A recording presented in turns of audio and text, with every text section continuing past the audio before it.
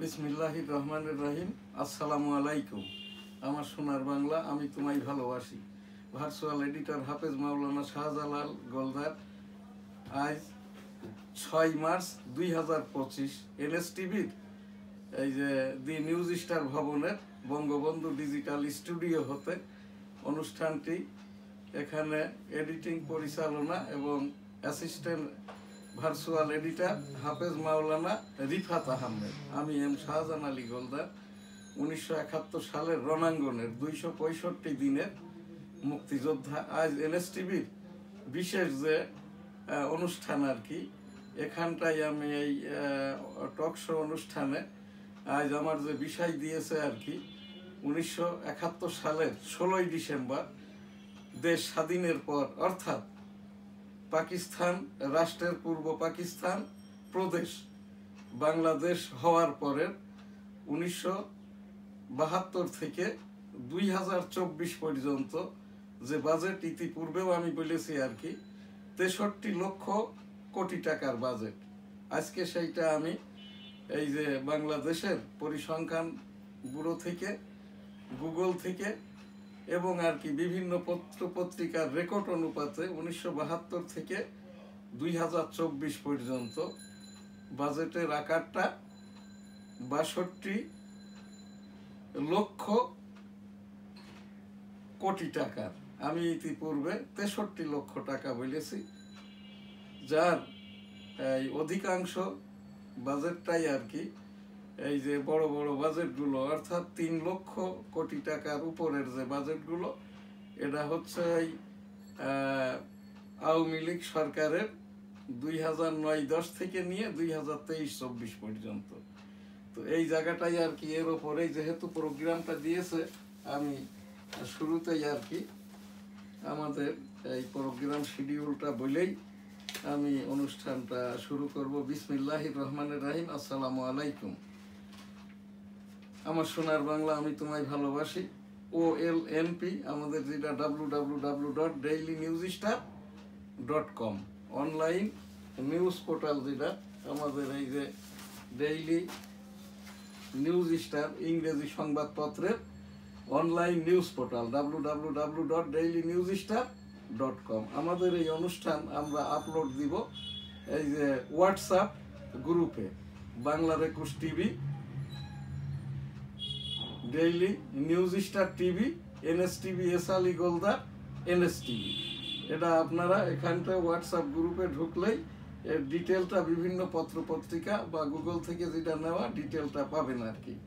সেখানটাই আমাদের আজকের এই প্রোগ্রাম সিরিয়াল OLNP, এখানটায় 3340 OLNP 340 ডেইলি ভিউজ, এখানের অনুষ্ঠান 10226, video clippings 1016 6/3/2025, national programme serial number on news on programme হিসাবে আর কি।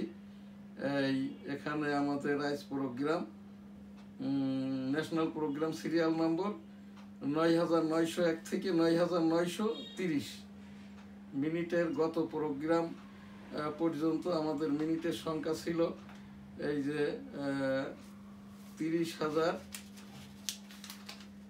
এখানটায় আর কি এই 30,955।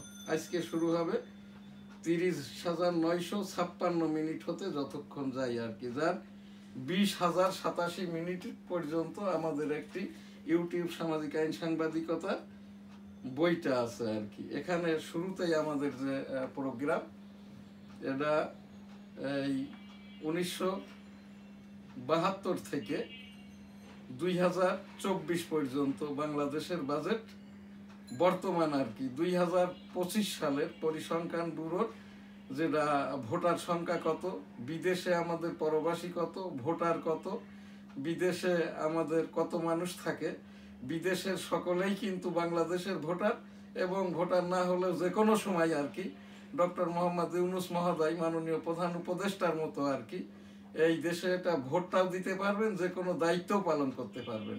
ডক্টর মোহাম্মদ ইউনুস 1970 সালে বৈবাহিক সূত্রে আমেরিকান সিটিজেন, এবং দ্বৈত নাগরিকত্ব আছে বিধায়ী আর কি বিদেশে বসেই আর কি অনুপস্থিতিতেই বাংলাদেশের উপদেষ্টা এই যে নিযুক্তিটা পেয়েছেন। 5 তারিখে যোগদান করেছেন 8 তারিখ, অর্থাৎ মধ্যাহ্নের পর 5, 6, 7, 8 8 তারিখ আধা দিন, 5, 6, 7 3 দিন, 3.5 দিন এই দেশে কোনো সরকার ব্যবস্থা ছিল না। সরকার প্রধান, রাষ্ট্রপ্রধান বর্তমান মাননীয় রাষ্ট্রপ্রধান ছিলেন, যে কারণে মব ভায়োলেন্সে এই 3.5 দিনে 68 জন এবং এই আপনার 28/2/2025 পর্যন্ত আর কি এই 2341 জন, অতপর আরো 8 জন, 2349 জন মানুষ মব ভায়োলেন্সে খুন হয়েছেন।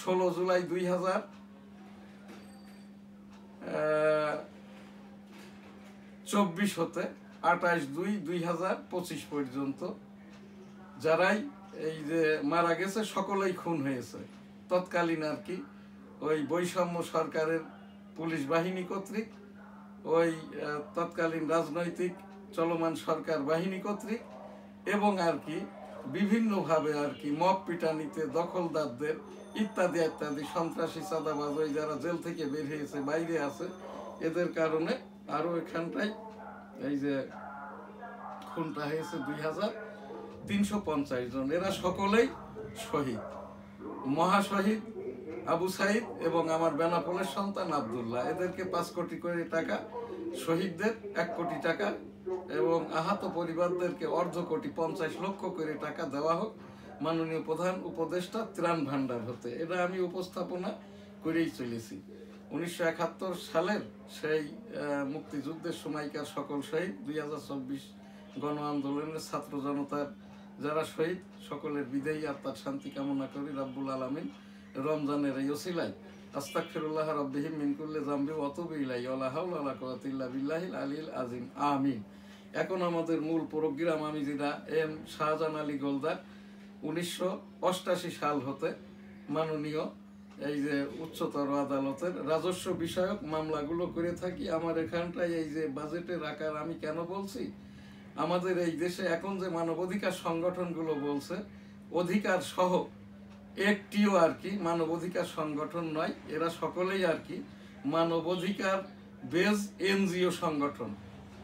অন 11-এর সময় আমিও একটি এই যে মানবাধিকার বিষয়ক এডুকেশন বিষয়ক এই যে উত্তরণ সমাজ কল্যাণ সমিতি ঝিনাইদা হতে আর কি অন 11-এর সময় যার 5 কোটি টাকা ফিনল্যান্ডের ফান্ড ফেরত যায়।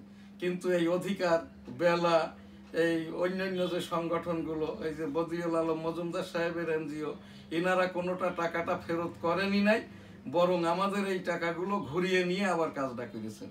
আমার জানা মতে এই দেশের মানবাধিকার বিষয়ক কোনো এই যে এনজিও সংগঠনটা নাই। সকল মানবাধিকার সংগঠনই হচ্ছে ব্যবসায়িক, শিক্ষা বিষয়ক এবং এই যে রাজনীতি বিষয়ক, অপরাজনীতি বিষয়ক এবং ওই বিদেশি এনজিওদের দালাল বিষয়ক যারা এই আমাদের বাংলাদেশ মানবাধিকার কমিশনারের এনটিতে যারা কাজ করে এই রকমটাই সংগঠন আর কি। ওই যে আদিলুর রহমান খান যিনি উপদেষ্টা হয়েছেন, ইনার যে মামলাটা হয়েছিল আর কি, উনি বলতেন আর কি মানবাধিকার বিষয়ক সংগঠন, এবং এখান থেকে অনেক ভুলভাল তথ্য উপাত্ত এখনো বিটিভি কর্তৃক প্রচার করা হচ্ছে এই যে অধিকারের নামে।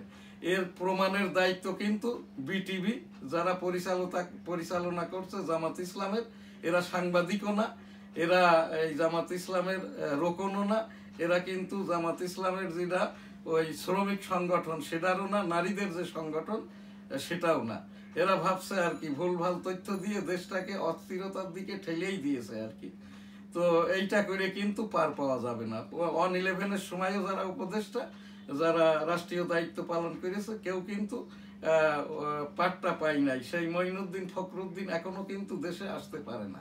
তো এই জায়গাটায় আমার উপস্থাপনা আর কি এই বিটিভি কর্তৃক, বিভিন্ন মিডিয়া চ্যানেল কর্তৃক এবং সোশ্যাল মিডিয়া কর্তৃক যাদের অ্যাক্রিডিটেশন নাই, অর্থাৎ এই যারা মন্ত্রণালয় ভিত্তিক সাংবাদিক নন, গবেষক নন, লেখালেখি যারা করেন না, যারা প্রফেসর নন, ডাক্তার নন, রাজনীতিক নন, রাজনীতিবিদ নন, তাদেরকে আপনারা এই যে টিভি চ্যানেলগুলো, বিশেষ করে বিটিভি কে পরিচালনা করছে, নিউজ এডিটর কে আছে আমি জানি না।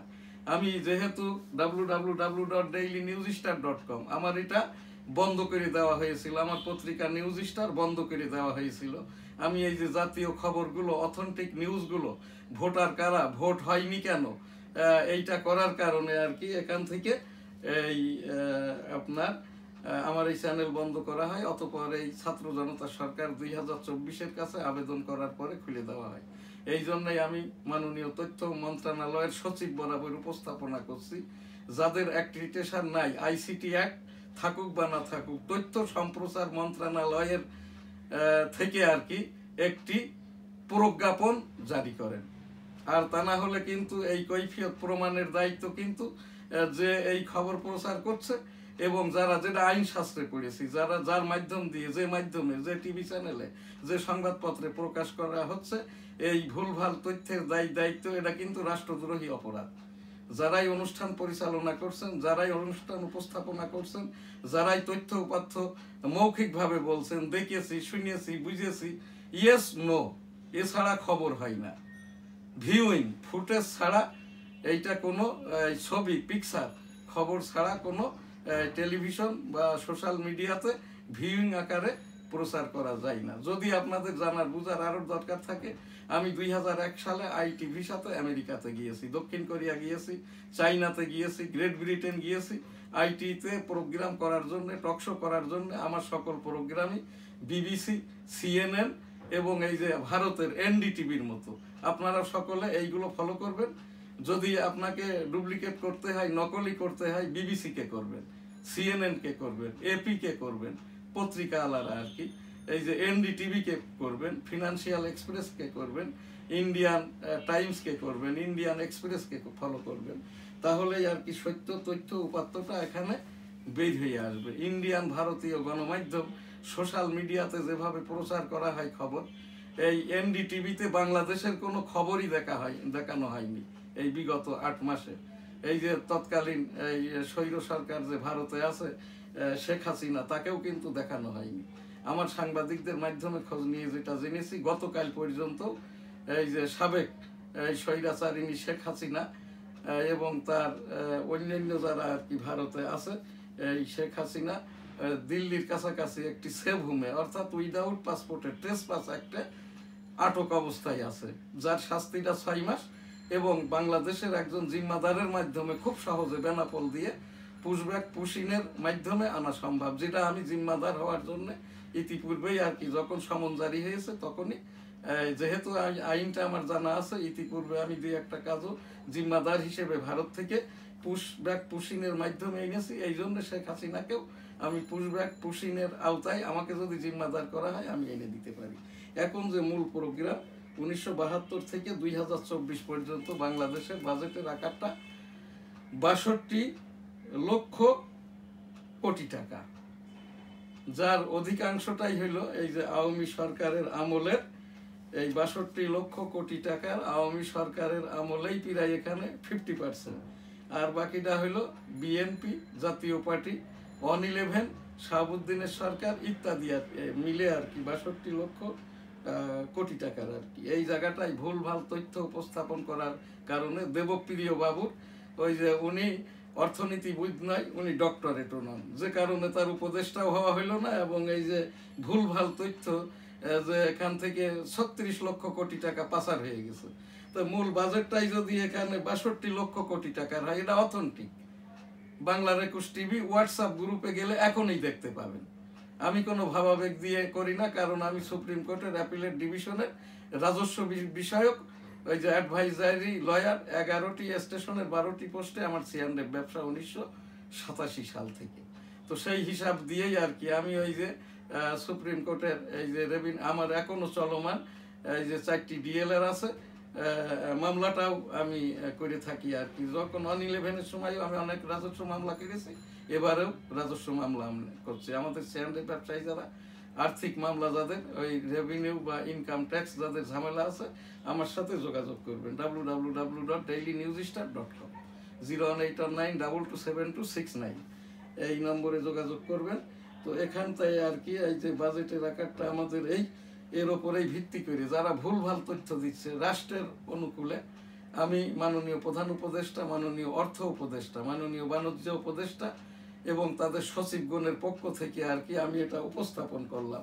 যখনই হাইপোথেটিক্যাল বলা হচ্ছে, এই যে 1972-73 সালেই আর কি রূপপুর পারমাণবিক বিদ্যুৎ কেন্দ্র, তখন আর কি এখানটা থেকে যে টাকাটার উপরে বাজেট ধরে ওইটা চুক্তি হয় আর কি 80,000 কোটি টাকা, এখন যেটা 3 লক্ষ কোটি টাকার উপরে আর কি। তো এইটার উপরেই আমাদের বিবেচনা করতে হবে।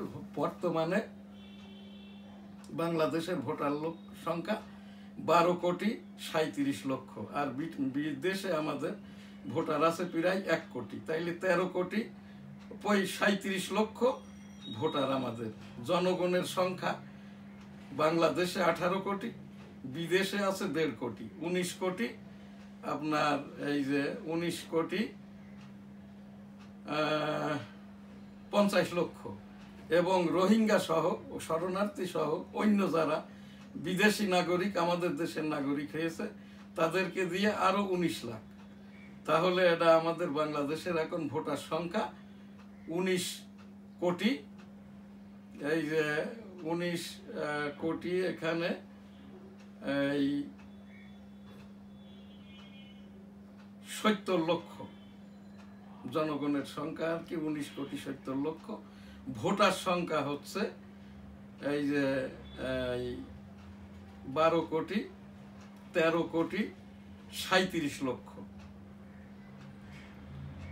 এখানে জনসংখ্যা বাংলাদেশের 2025 সালের হিসাবে আর কি বিদেশি সহ 19,70,00,000। ভোটারের সংখ্যা হচ্ছে এখানটাই হলো এই 13,57,00,000।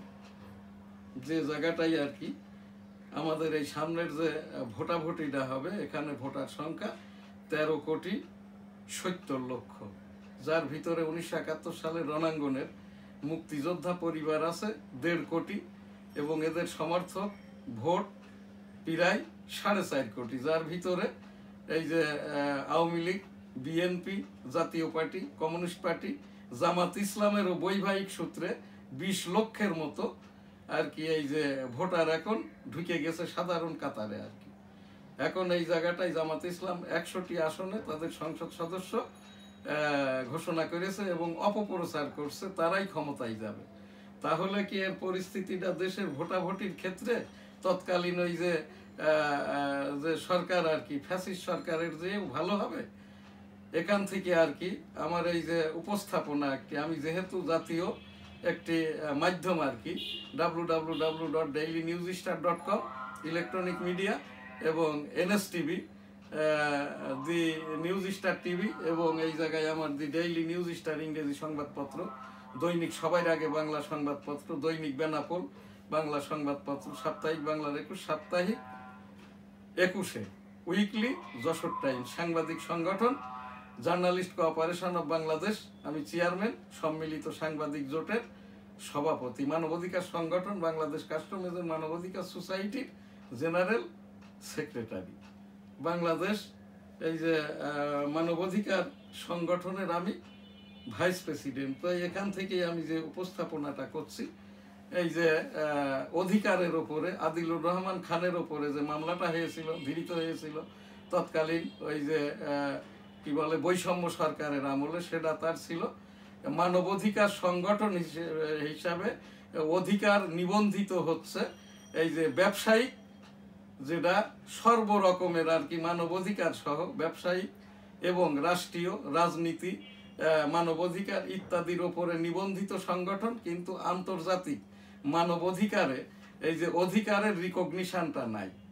এই জন্যই বাংলাদেশ মানবাধিকার কমিশনের সুপারিশ ক্রমে বা অভিযোগের ভিত্তিতে আদিলুর রহমান খানকে তৎকালীন আর কি, তিনি ব্যবসায়িক সংগঠন এই যে এনজিও ব্যুরোর যেটা নিবন্ধন তার, সেটা হচ্ছে ব্যবসায়ী সংগঠন যেটা মানবাধিকার সংযুক্ত আছে, সেইটার ওপরেই অধিকার এই যে বাংলাদেশ এনজিও ব্যুরো কর্তৃক নিবন্ধিত, কিন্তু বাংলাদেশ মানবাধিকার কমিশনে এখানটায় তারা এই কি বলে এখানে তালিকাভুক্ত নন। বাংলাদেশ মানবাধিকার কমিশন যেটা সরকারি আর কি, আইনসম্মতভাবে যে এনজিওই হোক না কেন, এনজিও ব্যুরোর সদস্য হলেও বাংলাদেশ মানবাধিকার কমিশনে এখানে এই যে এখানটায় তালিকাভুক্ত হতে হয়। তো সেই জায়গাটাই এই যে অধিকারের এখনো আর কি, এরপরে তো আর কি এই যে বাণিজ্য ভিত্তিক মানবাধিকার সংগঠন অধিকার এর যিনি পরিচালনা পর্ষদ, এনার বাজেটটা কি, ট্যাক্স দেন কিনা, টাকাটা কিভাবে আসে, কিভাবে খরচ হয়, এর কোনো কিছুই তো করা হয় নাই। উপরন্তু ইনি এই যে আদিলুর রহমান খান সাহেবকে বলছি, আপনি যদি উপদেষ্টা হয়েছেন আমাদের সেবা দিচ্ছেন, 18 কোটি জনগণকে সেবা দিচ্ছেন, দেশকে পরামর্শ দিচ্ছেন, আপনি যদি এখান থেকে এই সম্মানীটা নেন আর কি, আমার অংশটা আমি দিব না, আমার এইটা আপনি নেওয়ার চেষ্টাও করবেন না। আপনি প্রথমে আর কি অধিকার থেকে পদত্যাগ করেন, করে আমাদেরকে যদি সেবা দেন, দেশকে ভালো কিছু দিতে চান, তাহলেই আর কি তখন সম্মানীর ব্যাপারটা আসবে। ইতিমধ্যে তো বিগত 7 মাসে আর কি 3,900 কোটি টাকা এই যে এই পারপাস, এই উপদেষ্টাদের পারপাস, কমিশন পারপাস, দপ্তর পারপাস, অগ্নিকাণ্ডে সচিবালয় পুড়িয়ে যাওয়া পারপাস এক্সপেন্ডিচারটা হয়ে গেছে আর কি। তো এখানটাই এই জায়গাটায় সামনে আমাদের যে ভোট, এটা ডিসেম্বর মাসের মধ্যেই আর কি করার জন্য মাননীয় প্রধান উপদেষ্টা বারবারই বলছেন আর কি। তো সেই জায়গাটাই আমি এখান থেকে আমার এই কথাটাই বললাম, বাজেটের কথা এবং ভোটারের কথা। এই প্রোগ্রাম আমি এখানেই রাখছি। এখন আমাদের মূল যে প্রোগ্রাম, হজ উমরা, লাব্বাইক আল্লাহুম্মা লাব্বাইক, লাব্বাইক লা শারীকা লাকা লাব্বাইক, ইন্নাল হামদা ওয়ান নি'মাতা লাকা আল মুলক লা শারীকা লাক। রব্বুল আলামিন পাক পরওয়ারদিগার বিশ্বের সকল মানুষকে একবার করে হজ উমরা করার তৌফিক দান করুন, আমিন।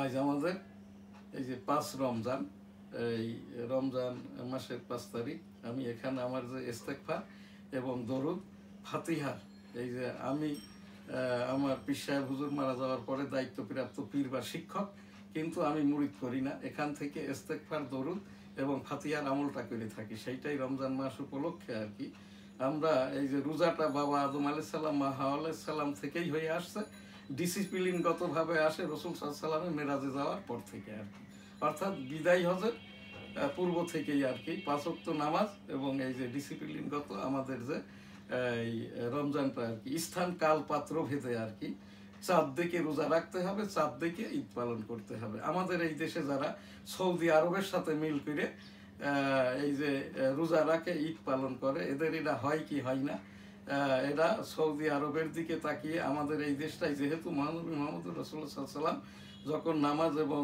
রোজার ডিসিপ্লিনটা এনেছেন, আল্লাহ রাব্বুল আলামিনের ডাকে সাড়া দিয়ে দেখা করতে যাওয়ার সময় সেই থেকে স্থান কাল পাত্র ভেদে, অর্থাৎ আমাদের এই দেশে আরো সহজ পদ্ধতি। আমরা তো এই দেশের এই যে ইসলাম এসছে, ধর্মটা এসছে, আমরা মুসলমান, সেই পশ্চিম থেকে আমাদের এই পূর্ব দিকে আর কি, অর্থাৎ সৌদি আরব থেকে ওই ইরান, ইরাক, পাকিস্তান, ইন্ডিয়া, এই যে বেনাপোল, যশোর, তারপরে হচ্ছে এই যে ঢাকা, বাংলাদেশ। তো আমরা সেই স্থান কাল পাত্র ভেদেই আর কি রোজাটা রাখবো, চাঁদ দিকে রোজা রাখবো, চাঁদ দিকে ঈদ পালন করবো, ওই রকমটা ভাবেই আর কি কুরবানির যে সহজ সূত্র, যেদিন সৌদি আরব কুরবানিটা হবে, কুরবানির ঈদ হবে, পরের দিন আমাদের এখানে হবে, চাঁদ যদি না দেখা যায় আর কি। তো সেই জায়গাটাই আমার ওই সেই ইস্তেগফার এবং দরুদ ফাতিহার আমলের, যেটা আমার যারা আছেন আমার সাথেই আর কি সকলেই দোয়াটা যখন করব হাত তুলে করতে পারেন, জেকেটটাও যখন করব করতে পারেন। আস্তাগফিরুল্লাহ রাব্বি মিন কুল্লি যামবি ওয়া আতুবু ইলাইহি ওয়া লা হাওলা ওয়া লা কুওয়াতা ইল্লা বিল্লাহিল আলিয়্যিল আযীম। শুধু ইস্তেগফার, ইস্তেগফার, আস্তাগফিরুল্লাহ, আস্তাগফিরুল্লাহ, আস্তাগফিরুল্লাহ, আস্তাগফিরুল্লাহ, এইভাবে পড়লেই ইস্তেগফার হয়ে যাবে। সাল্লাল্লাহু আলাইহি সাল্লাম, সাল্লাল্লাহু আলাইহি সাল্লাম, সাল্লাল্লাহু আলাইহি সাল্লাম, এইভাবে পড়লেই আর কি এই আপনার দরুদটা হয়ে যাবে। সুবহানাল্লাহ, আলহামদুলিল্লাহ, লা ইলাহা ইল্লাল্লাহ, আল্লাহু আকবার, ওয়ালিল্লাহিল হামদ, আল্লাহু আকবার, আল্লাহ আল্লাহ আল্লাহ আল্লাহ আল্লাহ, এইভাবে পড়লেই আর কি জেকেটটা হয়ে যাবে। আস্তাগফিরুল্লাহ রাব্বি মিন কুল্লি যামবি ওয়া আতুবু ইলাইহি ওয়া লা হাওলা ওয়া লা কুওয়াতা ইল্লা বিল্লাহিল আলিয়্যিল আযীম। আস্তাগফিরুল্লাহ, আস্তাগফিরুল্লাহ, আস্তাগফিরুল্লাহ, আস্তাগফিরুল্লাহ, আস্তাগফিরুল্লাহ, আস্তাগফিরুল্লাহ, আস্তাগফিরুল্লাহ।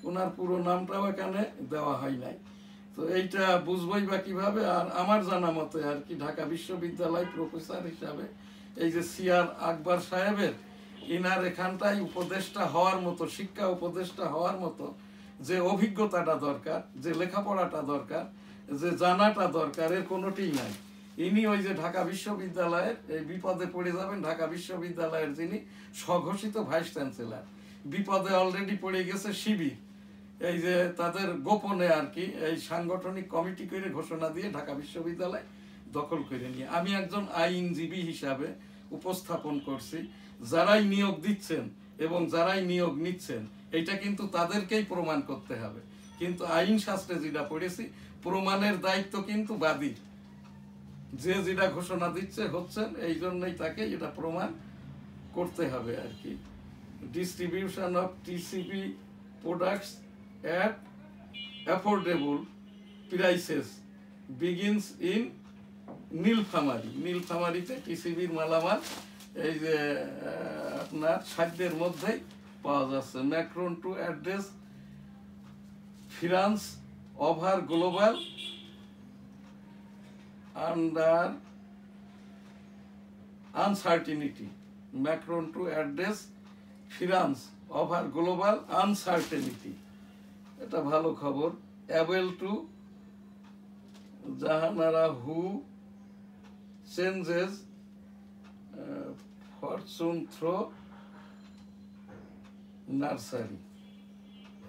Farmers eyeing bumper wheat yield in Rajshahi.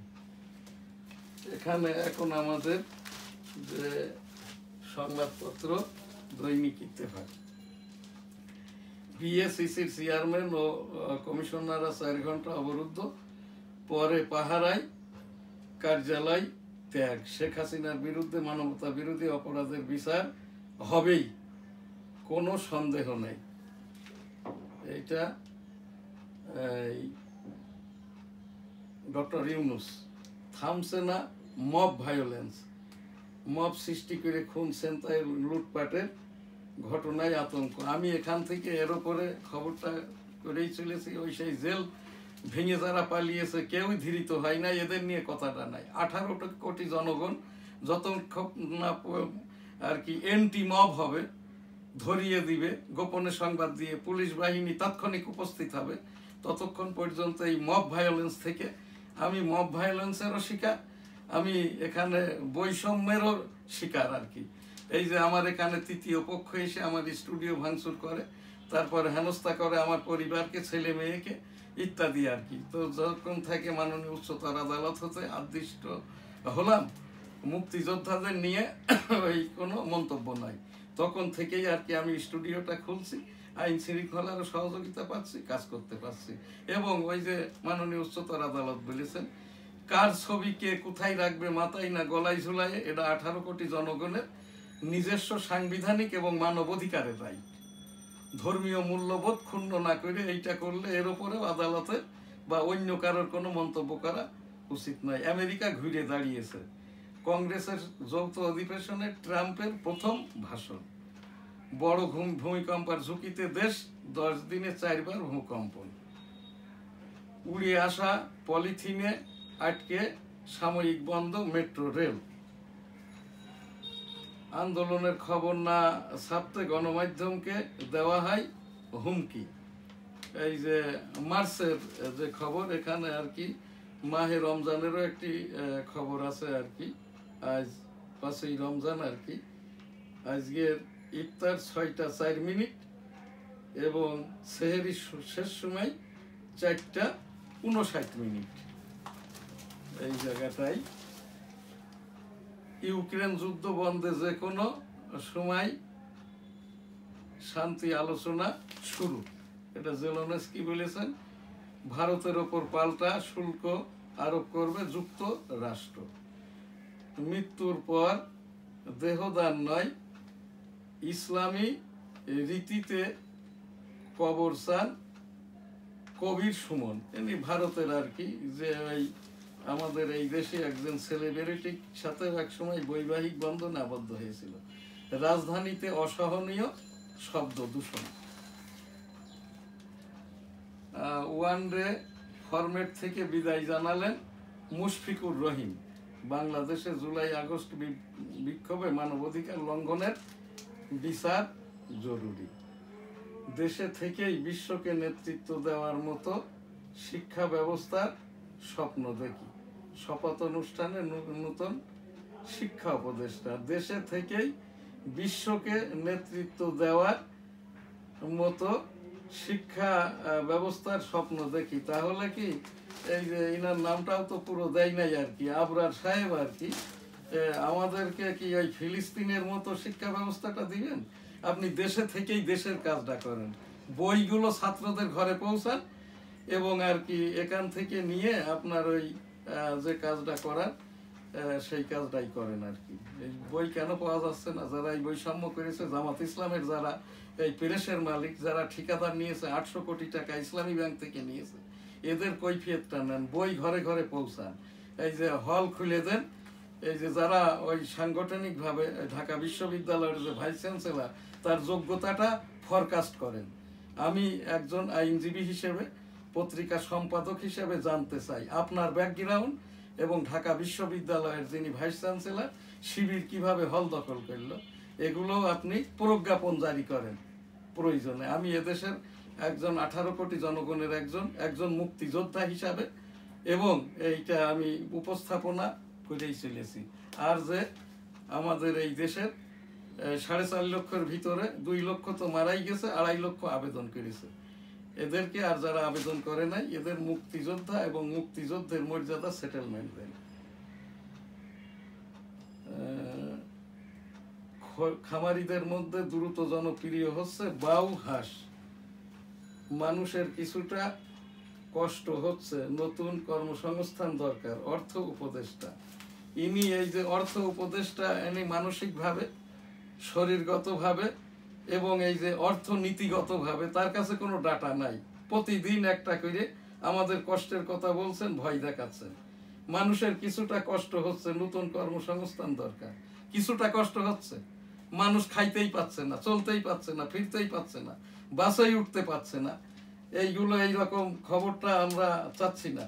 মাননীয় প্রধান বিচারপতি বরাবর আমি এটা উপস্থাপন করলাম। এটা আমার মতো 65 বছর বয়সে মনের ওপর ইফেক্ট করে আর কি। আমি তো এই যে মানবাধিকার কাজটা করি, ধর্মীয় মূল্যবোধের কাজ করি, আমি তো একজন পীর বা শিক্ষক, আমি মুরিদ করি না। কিন্তু এইগুলার ওপরেই কথা বলি বলেই আমায় আর কি আমার অসুবিধাটা হচ্ছে। ইএফটি জটিলতায় বেতন পেতে শিক্ষকদের ভোগান্তি। এই বাইরের কারো বক্তব্যে আমরা প্রভাবিত হব না। চিফ প্রসিকিউটর, এই চিফ প্রসিকিউটর জামাতে ইসলামের, এই যে তাজুল ইসলাম কিন্তু জামাতে ইসলামের প্রসিকিউটর ছিল।